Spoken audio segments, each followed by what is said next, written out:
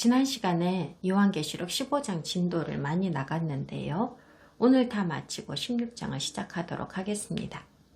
계시록 15장은 매우 짧기 때문에 전체를 다 읽고 오늘 수업을 시작하도록 하겠습니다. 그럼 요한계시록 15장을 펴주세요. 또 하늘에 크고 이상한 다른 이적을 보매 일곱 천사가 일곱 재앙을 가졌으니 곧 마지막 재앙이라. 하나님의 진노가 이것으로 마치리로다. 또 내가 보니 불이 섞인 유리바다 같은 것이 있고 짐승과 그의 우상과 그의 이름의 수를 이기고 벗어난 자들이 유리바닷가에 서서 하나님의 검은고를 가지고 하나님의 종 모세의 노래 어린 양의 노래를 불러 이르되 주 하나님 곧 전능하신 이시여 하시는 일이 크고 놀라우시도다. 만국의 왕이시여 주의 길이 의롭고 참되시도다. 주여 누가 주의 이름을 두려워하지 아니하며 영화롭게 하지 아니하오리이까. 오직 주만 거룩하시니이다. 주의 의로우신 일이 나타났음에 만국이 와서 주께 경배하리이다 하더라.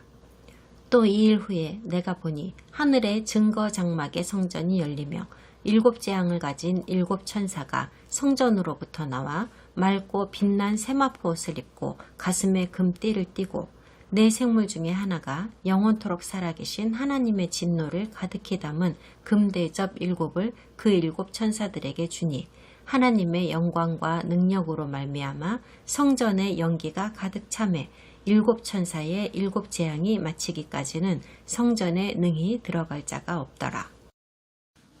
우리가 요한계시록에서 읽고 있는 내용은 요한이 반모섬에 강제로 추방되어 있는 동안에 하나님께서 그에게 주신 1년의 환상이라는 것을 기억하시고 또한 그의 환상은 하늘과 땅을 오가고 있다는 것도 아실 필요가 있습니다.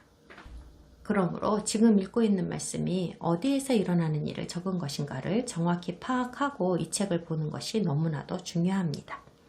하늘에서 일어나는 일의 환상이라고 하면 어떤 면에서 보면 훨씬 더 어려울 수 있습니다. 왜냐하면 우리 인간은 모든 것이 시간과 공간에 의해 통제되면서 순서대로 작동되는 물리적 세상에 살고 있는 존재이기 때문입니다. 그러므로 우리는 처음에, 그 다음에, 그리고 나서 등등으로 늘 시간의 순으로 생각하는 사고를 가지고 있습니다. 그러나 하늘에는 시간이라는 것 자체가 존재하지 않기 때문에 순서라는 개념을 적용하기가 매우 어렵습니다. 무엇보다 우리 성도들이 그 신비한 영적 차원의 세계를 경험해 본 적이 없으니까 어떻게 돌아가는지 도저히 알 방법이 없는 거죠. 쉽게 말하면 우리가 표준 개념으로 사용하는 과거, 현재, 미래라는 것이 거기에는 존재하지 않는다고 봐야 합니다. 따라서 처음에, 두 번째로, 세 번째로 이러한 역학이 아예 없는 겁니다. 하늘에서는 과거에 이 모든 일이 한꺼번에 다 일어났던 일일 수도 있고 아니면 미래에 한꺼번에 다 일어나는 일일 수도 있다는 얘기죠. 하늘에서 일어나는 일들을 이렇게 정의하는 것이 가장 좋은 방법인지는 저도 잘 모르겠습니다. 그렇지만 저는 저의 유한한 사고를 사용하여 그 무한한 것을 이해하려고 노력하면서 최선을 다해 설명해 볼 계획입니다. 또한 우리는 성경 구절에 등장하는 천국에 있다고 하는 물체들이나 생명체들을 어떻게 이해할 것인가에 대해서도 항상 주의해야 합니다. 분명한 것은 영적 세계에는 물리적인 것이 포함되지 않을 뿐만 아니라 있어서도 안 된다는 사실입니다. 천국의 본질은 100% 영입니다. 인간의 눈에는 보이지 않지요. 그러나 이 땅의 모든 생물들과 물체의 본질은 항상 물리적인 것일 수밖에 없습니다. 그러므로 우리가 천국에 있다고 하는 보좌와 검은고와 연기와 성전 같은 이야기를 읽을 때는 하나님께서 요한에게 이 땅의 물리적인 사물들의 형태를 빌어서 천국에 존재하는 보이지 않는 영적 사물의 속성을 환상으로 제공하신 것이라는 점을 깨달아야 합니다. 물리적인 형태를 제공하여 주셔야만이 육체인 우리 인간이 더 잘 이해할 수 있기 때문에 그분과 우리가 그나마 의사소통이 가능하게 되는 겁니다. 15장에 기록된 환상은 모두 천국에 있는 것들입니다. 그러므로 이 장에 나와 있는 사물이나 생명체에 대한 묘사들은 모두 실물이 아니라 상징입니다. 그리고 우리가 보고 있는 말씀은 7 천사에게 각각 대접이 주어졌는데, 알고 보니 이 7 대접은 이 땅에 사는 거주민들에게 차례대로 쏟아질 심판이었던 거죠. 그래서 기독교에서는 이 챕터에 7 대접의 심판이라는 이름을 붙였습니다. 이제까지 본 심판을 모두 정리해 볼게요. 먼저 7개의 인장으로 봉인되었다고 했던 하나님께서 어린 양에게 전달하신 7 인장의 심판이 있었고, 7 천사들이 나팔이나 쇼파르라고 하는 것을 불면 행해지던 7 나팔의 심판이 있었고, 그리고 이제 이 7 대접의 심판을 보고 있습니다. 모두 합치면 몇 개이죠? 전부 21개의 심판이 있습니다. 학자들 간에는 7 대접의 심판이 15번째부터 21번째의 심판이 맞느냐 하는 것으로 학술적 논쟁이 계속되고는 있지만, 1절에서 이것이 마지막 재앙이라고 말하는 것을 볼 때 그렇지 않으리라는 보장은 없는 것 같습니다. 특별히 2절부터 일어나는 일들은 모두 하나님의 하늘 성전과 관련되어 일어나는 일들이라는 것을 상상하시면서 보아야 합니다. 따라서 여기에서 묘사하고 있는 사람이나 물체들은 이것들의 물리적 대상에 해당하는 이스라엘의 하나님의 지상성전의 사물과 사람들을 시각화하면서 대입하면 더 잘 이해할 수 있습니다. 예전에 토라를 공부할 때 제가 양자공존의 평행원리라는 이론을 제시하였었는데요. 평행이론 같은 겁니다. 하늘에서 일어나는 영적인 요소들과 사건들은 모두 이 땅에도 반드시 그것에 상응하는 물리적 대응물이 있으며 똑같은 사건들이 일어난다는 원리를 설명하는 것입니다. 그러나 천국에 있는 물체나 사람들은 지구상의 열등하고 불완전한 물리적 상응물과 비교하면 실로 완벽하고 완전한 존재들입니다. 그러므로 지상에서 일어나는 일은 천국에서 일어나는 일의 그림자일 뿐이라고 말할 수 있는 거죠. 2절부터는 천국에서 일어나는 일을 이야기하고 있는데, 특별히 천국의 성전, 성막과 관련된 이야기입니다. 그곳에 불이 섞인 유리바다가 있다고 말씀하고 있으니 우리는 이것에 상응하는 어떤 요소가 지상에도 분명히 있을 거라고 이해해야 합니다. 요한의 시대에 예루살렘 성전은 로마에 의해 이미 폐허가 되어 있었지만, 그럼에도 불구하고 성전 부지에는 여전히 거대한 물대야가 남아 있었습니다. 그리고 유리바다가 상징하는 대상물이 바로 이것입니다. 그리고 실제로 이 거대한 물대야는 바다라는 이름으로 불리우고 있었습니다. 엄청난 양의 물이 담겨 있었기 때문이죠.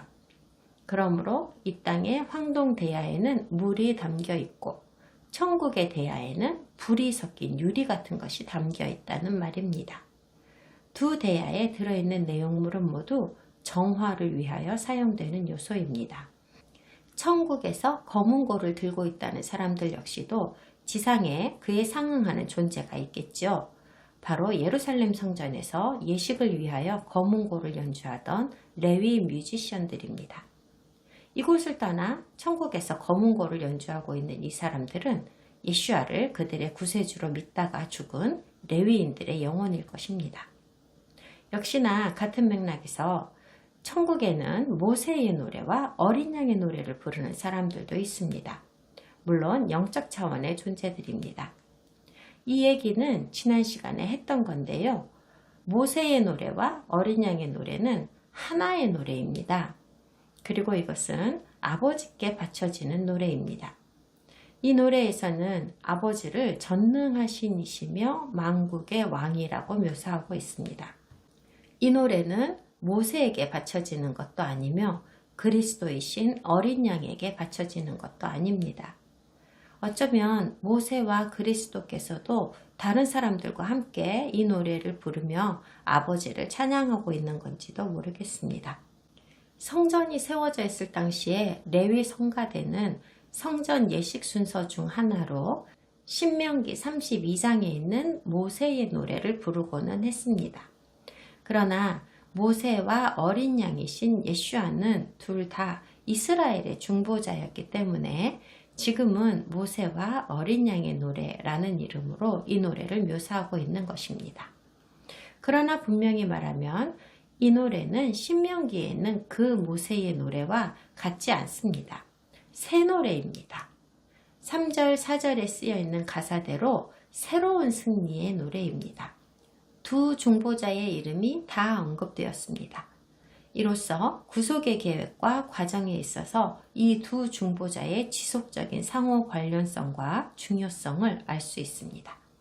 그러나 만약에 기술적인 측면에서 굳이 먼저 언급된 이름이 더 우위에 있는 중보자라고 말하고 싶다면 흥미롭게도 이 노래를 소개함에 있어 먼저 언급되고 있는 이름은 모세입니다. 5절은 대부분의 성경 번역본에서 좀 혼란스럽게 번역하였는데요. 이번에는 CJB 성경이 훨씬 더 잘 번역한 것 같습니다. 그럼 성경 버전 몇 개를 먼저 간단히 살펴보면서 5절을 어떻게 다루었는지를 보도록 하겠습니다. 먼저 킹제임스 버전입니다. 보라, 하늘에 있는 증거의 성막에 성전이 열리며. 증거의 성막에 성전이라뇨? 헷갈리죠? 한글 흠정력입니다. 그 뒤에 내가 바라보니 보라, 하늘에 있는 증언의 성막에 성전이 열리고. 성막은 뭐고 성전은 뭔가요? 사실 이 두 버전은 모두 그리스어에 충실하면서 그리스 방식으로 번역한 것입니다. CJB 성경은 유동적 번역이라고 할 수 있는데요. 단어 하나하나의 번역에만 집중하지 않고 그 의미를 전달하는 데 중점을 둔 번역입니다. 우리가 알아보려는 것은 증거 장막의 성전이라고 하는 것이 무엇을 말하는 것이냐 하는 건데요. 먼저 일단 그리스어로는 어떻게 쓰여 있는지를 먼저 보도록 합니다. 성전이라고 번역한 그리스어 단어는 나오스입니다. 이것은 일반적인 성전 전체를 가리키는 단어가 아닙니다. 성소 내부를 가리키는 단어입니다. 성전 내부에는 두 개의 방이 있는데 하나는 성소라고 부르고 다른 하나는 지성소라고 부릅니다. 이 두 개의 방을 통틀어서 보통 성경에서는 성소라고 부르고 있는 거고요. CJB 성경에서는 이것을 sanctuary라고 하고 그것이 무엇인지 괄호 안에다 설명을 넣었습니다. 그러니까 이 구절은 사실 하늘의 성전 경지 중에서도 특별히 성소 부분이 열렸다는 말을 하고 있는 건데요. 6절을 보니까 그곳에서 7 천사가 각기 7 대접을 들고 나왔다고 말씀하십니다. 명확히 해드리죠. 하늘에서 일어나고 있는 일을 묘사한 이 구절에 해당하는 지상의 상응물은 예루살렘 성전의 성소와 지성소입니다. 이 7 천사들은 맑고 빛난 세마포 옷을 입고 가슴에 금띠를 띠고 있다고 합니다. 당연히 천사들 같은 하늘의 영적 존재들은 흰 세마포 옷이든 뭐든 물리적인 옷 따위는 입지 않습니다. 그러나 하늘의 성전은 지상의 성전을 예표하는 것이죠. 그러므로 이 구절은 바로 레위 제사장들이 입는 깨끗한 흰 세마포 의상과 그들의 허리에 메고 있던 벨트를 상징하는 것입니다. 특별히 성소 안 사역을 담당할 때에는 반드시 이런 복장을 착용해야 했습니다. 사실 대제사장은 1년에 딱 한 번 지성소에 들어갈 수가 있었는데요. 그게 언제인지 아세요? 네, 욤키푸르입니다. 대속죄일인데요. 평소에는 대제사장이 컬러풀한 예복을 입지만 이날만큼은 반드시 소박한 하얀 예복을 입어야 했습니다. 하얀색은 정결함을 나타내며 또한 겸손함을 나타냅니다. 7절에서 하나님 보좌 주변에서 언제나 그분과 함께하며 그분의 비할 데 없는 거룩함을 수호하는 네 생물체 중에 하나가 하나님의 진노를 가득히 담은 대접을 7 천사에게 준다고 합니다. 여기서 우리는 또 하늘과 땅의 성전이 연결되어 있음을 볼 수 있는데요. 대접이라는 것은 제사장들이 행하는 성전 예식에서 정상적이고 관리적으로 늘 사용해 오던 물건이기 때문입니다. 이 일곱 천사가 성소에서 나왔다고 하는 것으로 보아 저는 이 천사들을 제사장 천사라고 부르는 것이 옳지 않을까 생각합니다. 제 개인적 의견입니다. 다른 구절들을 통해서 우리는 하늘의 천사들에게도 일종의 위계가 있다는 것을 배울 수 있었는데요. 그래서 저는 하늘의 하나님의 성전에서 봉사하는 이 천사들은 제사장이라는 특별한 계급일 수도 있겠다는 생각이 듭니다. 마지막 8절에서 우리는 천국의 성소가 하나님의 영광과 능력으로 성전의 연기가 가득 찼다는 말씀을 봅니다. 제 생각엔 CJB 버전이 그것을 하나님의 쉐키나, 하나님의 영광의 연기로 더 잘 번역했다고 봅니다. 이와 유사한 현상은 지상의 성전에서도 일어났었습니다. 솔로몬 왕 시대에 일어났던 일을 역대하에서 기록하고 있는데 요한이 본 환상과 매우 유사합니다. 역대하 5장 6절부터 마지막 절까지 읽어드리겠습니다. 솔로몬 왕과 그 앞에 모인 모든 이스라엘 회중이 궤 앞에서 양과 소로 제사를 드렸으니 그 수가 많아 기록할 수도 없고 셀 수도 없었더라. 제사장들이 여호와의 언약궤를 그 처소로 메어 드렸으니 곧 본전 지성소 그룹들의 날개 아래라. 그룹들이 궤 처소 위에서 날개를 펴서 궤와 그 채를 덮었는데 그 채가 길어서 궤에서 나오므로 그 끝이 본전 앞에서 보이나 밖에서는 보이지 아니하며 그 궤가 오늘까지 그곳에 있으며 궤 안에는 두 돌판 외에 아무것도 없으니 이것은 이스라엘 자손이 애굽에서 나온 후 여호와께서 그들과 언약을 세우실 때에 모세가 호렙에서 그 안에 넣은 것이더라. 이때에는 제사장들이 그 반열대로 하지 아니하고 스스로 정결하게 하고 성소에 있다가 나오매 노래하는 레위 사람 아삽과 헤만과 여두둔과 그의 아들들과 형제들이 다 세마포를 입고 제단 동쪽에 서서 재금과 비파와 수금을 잡고 또 나팔 부는 제사장 120명이 함께 서 있다가 나팔 부는 자와 노래하는 자들이 일제히 소리를 내어 여호와를 찬송하며 감사하는데 나팔 불고 재금 치고 모든 악기를 울리며 소리를 높여 여호와를 찬송하여 이르되 선하시도다 그의 자비하심이 영원히 있도다 하매 그때에 여호와의 전에 구름이 가득한지라. 제사장들이 그 구름으로 말미암아 능히 서서 섬기지 못하였으니 이는 여호와의 영광이 하나님의 전에 가득함이었더라. 레위 성가대는 노래하고 제사장들이 성소와 지성소에 직접적으로 관련된 업무를 보고 있었는데 하나님의 임재가 구름의 형태로 성소를 가득 채우자 이들이 평상시의 업무를 전혀 볼 수 없었다고 말합니다. 하늘의 성전을 묘사하기 위하여 하나님의 영광을 연기의 형태로 가득 찼다고 묘사하였지만은 연기는 사실 비유로 사용한 단어임을 기억하여 주십시오. 구름과 연기는 동일한 기능을 수행합니다. 인간의 시야에서 무언가를 가리거나 숨기는 것입니다. 그리고 솔로몬 시대의 제사장들이 그 구름이 사라지면서 하나님의 임재가 성소를 떠날 때까지 아무런 업무도 수행할 수 없었다고 하는 말씀을 좀 보십시오. 이것은 건물의 실내인 성소 안에서 일어난 일입니다. 그리고 계시록 15장 8절에서 또다시 그들의 대접에 하나님의 진노를 채운 7 제사장 천사들이 그 임무를 다할 때까지는 세상을 떠난 영혼이든 하늘의 천사이든 그 누구도 성소에 들어갈 수 없다는 말씀을 하고 계시죠. 주목하셔야 할 요점은 일단 하나님께서 행동하기로 결정하시면 하늘의 천사들조차도 그저 지켜보며 순종하는 것 외에는 달리 아무것도 할 수 없다는 것입니다. 16장으로 넘어갑시다. 그런데요, 여기에서 우리는 사람이 인위적으로 만든 챕터의 단절로 인해서 자연스러운 문맥의 흐름이 끊기고 있는 경우를 다시 한번 목도하게 됩니다. 이 두 장이 이 시점에서 이렇게 찢어져서는 안 되는 거였습니다. 흐름을 방해하지 않기 위해서 제가 15장 8절부터 이어서 16장을 읽어드리겠습니다. 요한계시록 16장입니다. 저는 15장 8절부터 읽겠습니다. 하나님의 영광과 능력으로 말미암아 성전의 연기가 가득 차매 7 천사의 7 재앙이 마치기까지는 성전에 능히 들어갈 자가 없더라.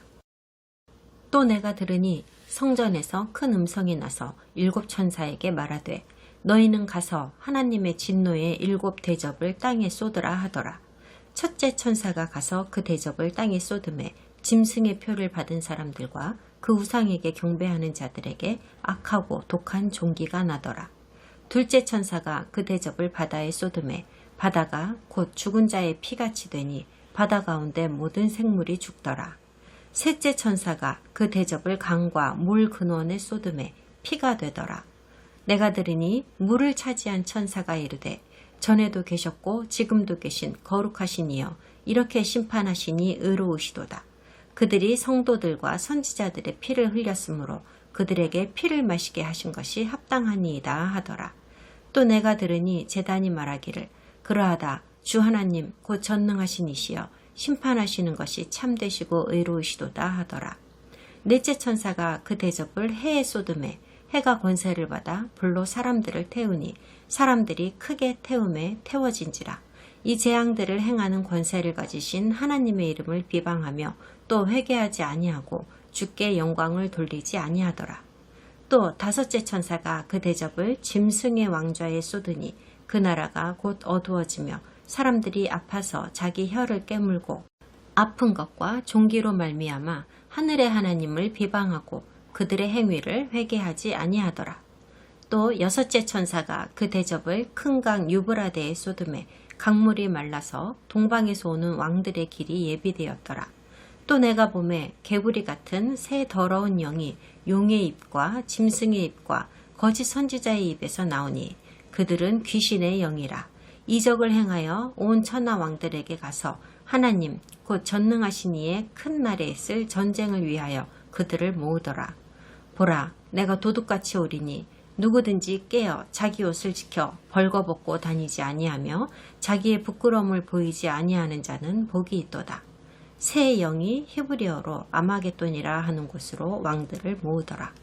일곱째 천사가 그 대접을 공중에 쏟음에 큰 음성이 성전에서 보좌로부터 나서 이르되 되었다 하시니 번개와 음성들과 우레소리가 있고 또 큰 지진이 있어 얼마나 큰지 사람이 땅에 있어온 이래로 이같이 큰 지진이 없었더라.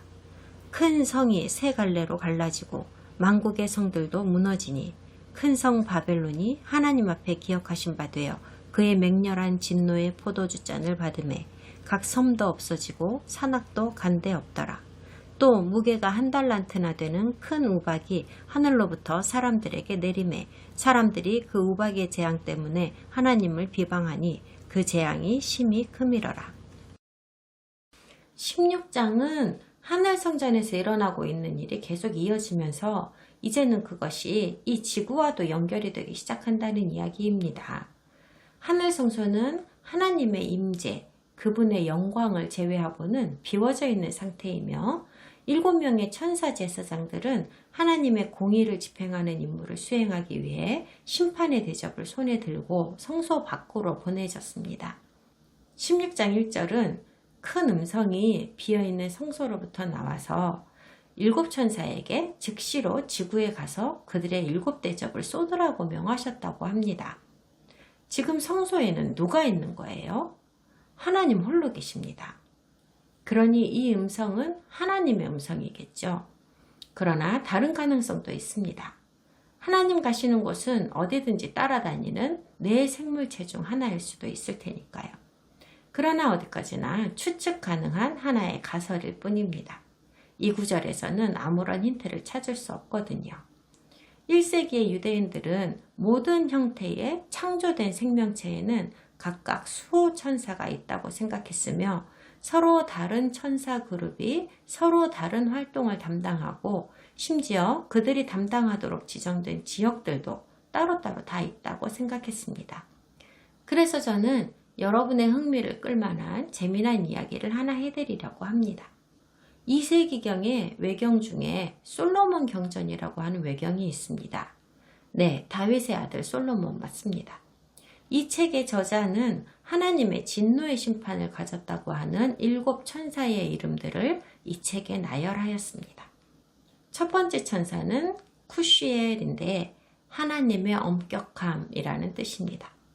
두 번째 천사는 라하티엘이고 하나님의 열정입니다.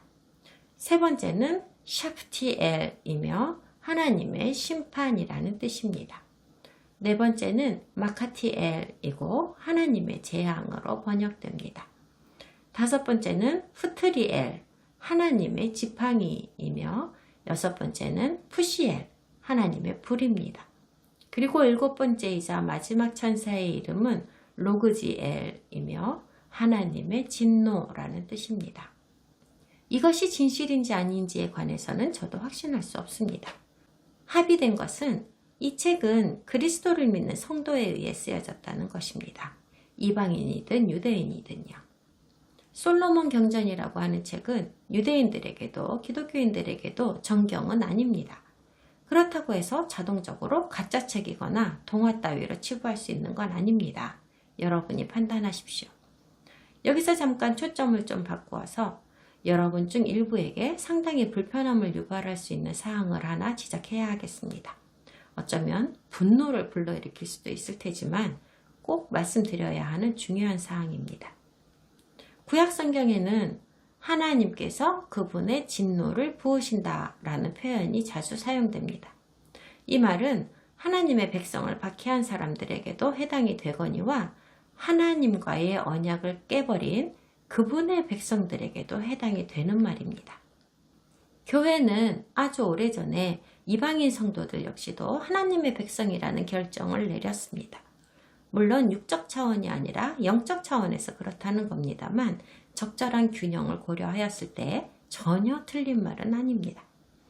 그러므로 유대인이든 이방인이든 제가 지금 읽어드리려는 성경 구절들을 주의 깊게 잘 들으시라고 공고하고 싶습니다. 주 여호와께서 이같이 이르시되 내가 나의 4가지 중한 벌 곧 칼과 기근과 사나운 짐승과 전염병을 예루살렘에 함께 내려 사람과 짐승을 그 중에서 끊으리니 그 해가 더욱 심하지 아니하겠느냐. 그러나 그 가운데에 피하는 자가 남아있어 끌려 나오리니 곧 자녀들이라. 그들이 너희에게로 나아오리니 너희가 그 행동과 소행을 보면 내가 예루살렘에 내린 재앙 곧 그 내린 모든 일에 대하여 너희가 위로를 받을 것이라. 너희가 그 행동과 소행을 볼 때에 그들에 의해 위로를 받고 내가 예루살렘에서 행한 모든 일이 이유 없이 한 것이 아닌 줄을 알리라. 주 여호와의 말씀이니라. 주를 알지 못하는 이방 사람들과 주의 이름으로 기도하지 아니하는 족속들에게 주의 분노를 부으소서. 그들은 야곱을 씹어 삼켜 멸하고 그의 거처를 황폐하게 하였나이다 하니라.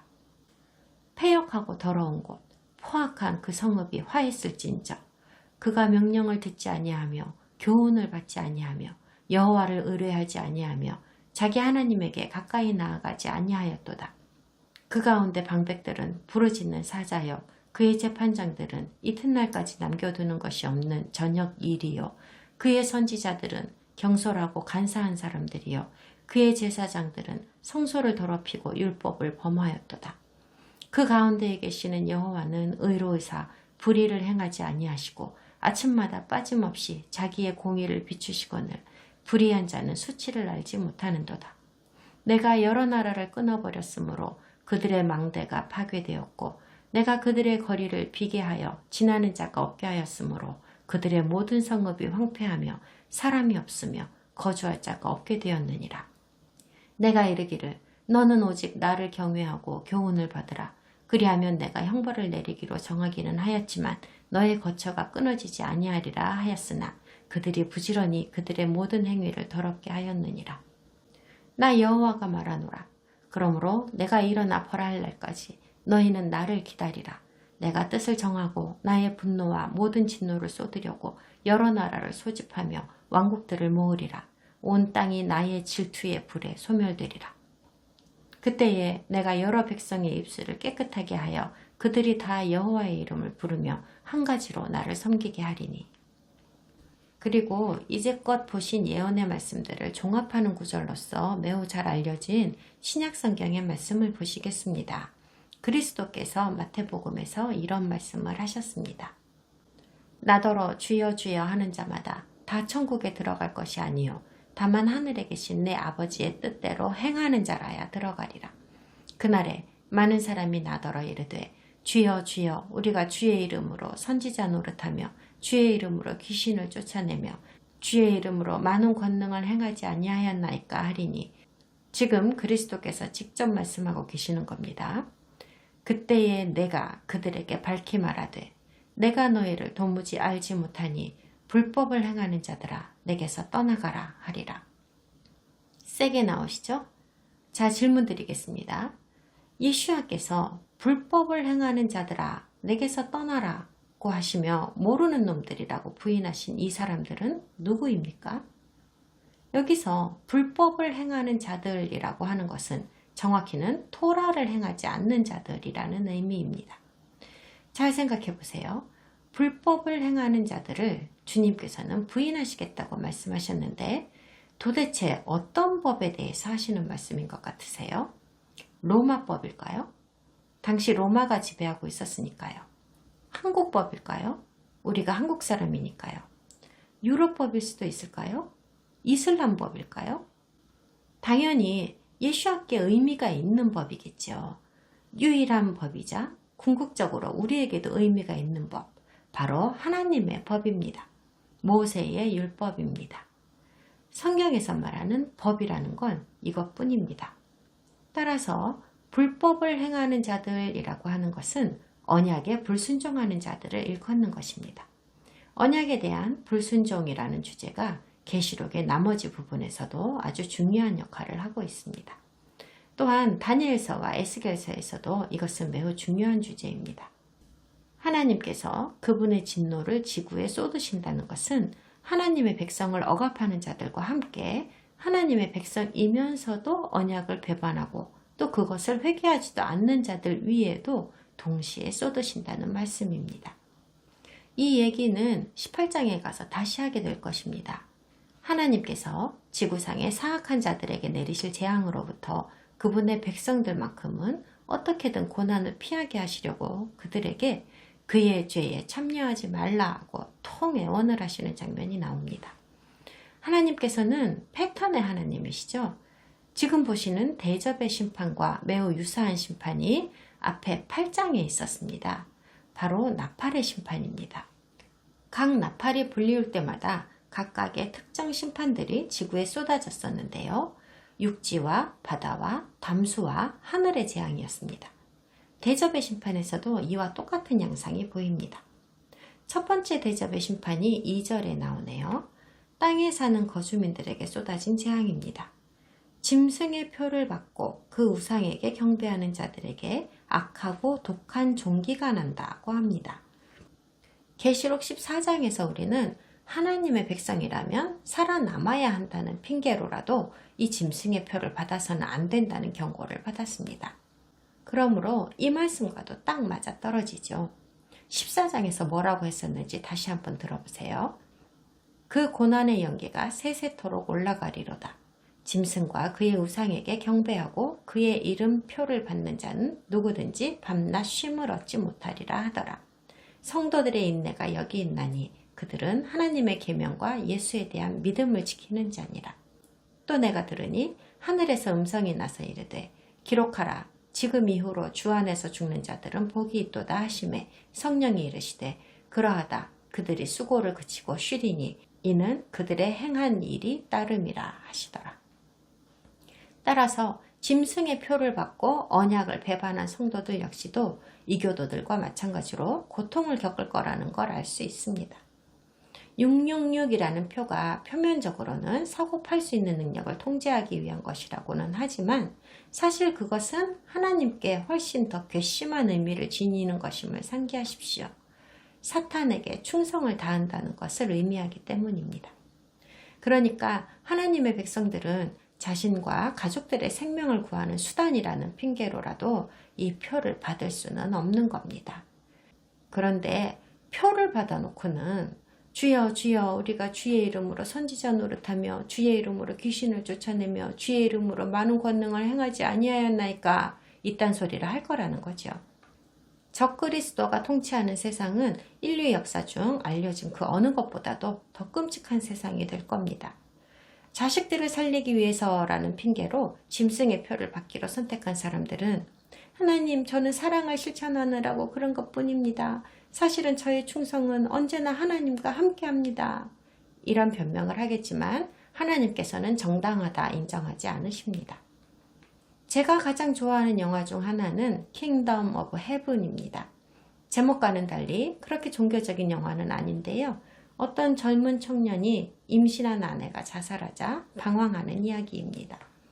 그는 아내의 자살에 대해 하나님의 용서를 구하기 위하여 예루살렘으로 가고자 하는데 상황이 복잡해지면서 십자군의 기사가 되고 유명한 이슬람 장군 살라딘이 이끄는 무슬림으로부터 예루살렘을 방어하는 데 주역이 됩니다. 아주 충격적인 장면이 하나 있습니다. 이슬람의 장군 살라딘과 그의 군대가 성지를 둘러싼 벽을 허물고 쳐들어왔고 모든 것이 사라진 것이 확실해 보이는 절망적인 상황에서 성벽 안에 모든 기독교인이 학살되려는 찰나에 예루살렘의 천주교 사제가 이런 제안을 합니다. 일단 지금은 이슬람으로 개종을 하고 나중에 회개합시다 하고요. 이와 비슷한 조언이 억압받아 감정적으로 고갈되어 있는 온 세상의 사람들에게 주어질 것이라는데 의심의 여지가 없습니다. 목사와 신부들은 성경을 제껴놓고 회중에게 이런 권고를 하게 될 겁니다. 여러분의 가족과 친구들을 생각해서 일단 짐승의 표를 받읍시다. 나중에 회개하면 돼요. 하나님께서도 이해하실 겁니다. 그분은 사랑의 하나님이시니까요. 우리 주님께서 입이 닳도록 말씀하셨습니다. 그분의 백성이 그딴 짓들을 했다가는 구원이 가치 없게 되므로 결국 주님께 부인당할 것이라고요. 그딴 전략을 시도한다면 처음부터 믿지 않은 자들과 똑같은 운명에 처하게 될 것이라고 말씀하셨습니다. 하나님에 대한 충성을 주장하지만 정작 행동은 반대로 하면서 하나님의 계명을 무시하는 이 전술에는 이름이 있습니다. 그리스도께서 불법을 저지르는 자라고 명명해 주셨습니다. 우리 주님께서는 그분을 따르기 위해서는 고통과 죽음이라는 대가가 따를 수 있다고 미리 경고하셨습니다. 서방 세계에 살고 있는 우리는 그런 끔찍한 선택을 경험한 적이 없기 때문에 뉴스에 종종 등장하는 아프리카와 중동의 기독교인들이 받는 고통과 살육에 대하여 상당히 무감각한 것 같습니다. 따라서 이런 말씀은 사실 전혀 일어날 것 같지 않은 가상의 경고라고 밖에는 생각하지 않습니다. 그저 우리가 예수님과의 관계를 얼마나 진지하게 받아들여야 하는지를 강조하기 위하여 적어놓은 말씀이라고만 생각하죠. 그러나 요한의 계시에 의하면 멀지 않은 미래의 메시아 예수아에 대한 우리의 믿음을 겨냥한 억압이 적그리스도의 법으로 자리를 잡을 것이며 예전에 독일 시민들이 죽음의 수용소에서 600만 명의 유대인을 학살했던 홀로코스트 때처럼 미래의 세계 인구 역시도 적그리스도의 법을 수행하는데 적극적으로 동참하게 될 것이라는 걸 예상할 수 있습니다. 이미 그 무대의 세팅이 다 끝났거든요. 첫 번째 대접의 심판은 출애굽기 9장에서 이집트인에게 닥쳤던 종기의 재앙을 생각나게 합니다. 하나님은 패턴의 하나님이시죠. 따라서 이스라엘의 하나님께 복종하기를 고집스럽게 거부하고 하나님의 백성을 억압하는 자들에게 다시 한번 비슷한 재앙이 닥치는 것도 결코 놀라운 일이 아닙니다. 흥미롭습니다. 이 사람들이 사탄에게 충성하면서 사고 팔기 위한 목적으로 그들의 몸에다가 짐승의 표를 받았잖아요. 그래서 하나님께서도 그들의 몸에다가 종기로 그분의 표시를 새기는 겁니다. 하나님의 심판의 표시를 눈에 보이는 고통의 표시로 주신 것이죠. 짐승의 표를 받은 것에 대한 보복입니다. 여러 면에서 이 고통스러운 종량의 폐해는 짜라앗이라는 율법의 의도를 충족시키고 있습니다. 짜라앗은 성경 번역자들에 의해서 종종 나병이라고 잘못 번역되고 있는데요. 이것은 사실 내적으로 더럽혀져서 수치심을 가져 마땅하다고 여기는 사람에게 하나님께서 내리시는 피부질환의 형벌을 말하는 것입니다. 이 병은 그 사람이 진짜로는 어떤 사람인지를 드러내어 줍니다. 그러니까 겉으로 보기에는 너무나도 경건하지만 속은 전혀 그렇지 않은 자들에게 내려지는 형벌이죠. 하나님께서는 마음을 보시니까요. 하나님 보시기에 그 사람의 내면의 영적 상태가 도저히 받아들일 수 없는 것이라고 할 때 그분께서는 그자의 영적 불결함을 드러내기 위하여 눈으로 볼 수 있는 피부병을 앓게 하심으로써 그자를 괴롭게 하시는 것입니다. 3절에서는 두 번째 천사가 가진 대접의 심판이 바다 위에 쏟아진다고 하는데요. 그러자 바닷물이 죽은 자의 피같이 되고 모든 바다 생물이 다 죽었답니다. 죽은 자의 피는 진하게 응고됩니다. 이것은 출애굽기에 있던 이집트인들을 향한 재앙과도 매우 유사한데요. 차이점이 있습니다. 그때는 담수가 피 같은 색이 되면서 마실 수 없는 물이 된 상황이었습니다. 그러나 여기에는 고찰해야 할 또 다른 측면이 있는데요. 요한의 계시를 읽는 당시의 유대인 성도들은 이 말씀을 보고 즉시로 간파할 수 있는 또 다른 원리가 있습니다. 피는 피 자체로 먹어서는 안 되는 것입니다. 그리고 죽은 자라는 것은 예식적으로 보아서 극적으로 불결한 상태를 의미하는 것입니다. 그러므로 소금물이 피처럼 된 상황에서는 유대인이라면 아무도 낚시를 계속하고 있지 않을 겁니다. 왜냐하면 그들은 바다에 오염된 상태를 보고는 곧바로 시체의 불결함과 비슷하다는 생각을 떠올릴 것이기 때문입니다. 따라서 아까 첫 번째 대접의 심판에서 짐승의 표를 받은 사람들이 짜라앗으로 고통받는다는 말씀이 있었고, 짜라앗이 생긴 사람들은 극적으로 부정한 상태가 된 것이기 때문에 깨끗해질 때까지 가족이나 사회에서 퇴출되어야 합니다. 그리고 이제 둘째 재앙으로 온 세계의 바닷물이 더럽혀진 건데요. 바닷물과 접촉한 세상 모든 사람들이 하나님의 손에 의해 너나 할 것 없이 모두 다 부정하게 되고 말았습니다. 그러니까 결국 이 얘기입니다. 하나님께서는 피부에 종양이 생기게 하심으로 온 인류의 사악함과 불결함을 육체에 표시하셨고, 이제는 모든 바다를 죽은 자의 피로 오염시키심으로써 온 세상에 불결함을 선포하신 것입니다. 이것은 대홍수 이후로 가장 혹독하고 가장 광범위하게 퍼지는 심판이 될 것입니다. 바닷물에 영향을 미친 이 두 번째 대접의 심판은 나팔의 심판보다도 훨씬 더 심각한 재앙이며 세상의 얼마나 많은 바다가 그 영향을 받을지는 상상도 할 수 없습니다. 물론 대접의 심판은 나팔의 심판과 상당히 유사한 점은 있지만 나팔의 심판은 사실 전 세계라기보다는 제한된 특정 지역에만 영향을 미쳤지 전부는 아니었음에 주목하여야 합니다. 그러나 대접의 심판은 그 영향이 온 지구에 미칠 것으로 보입니다. 다음 시간에 하나님의 마지막 심판인 대접의 심판을 마저 보시겠습니다.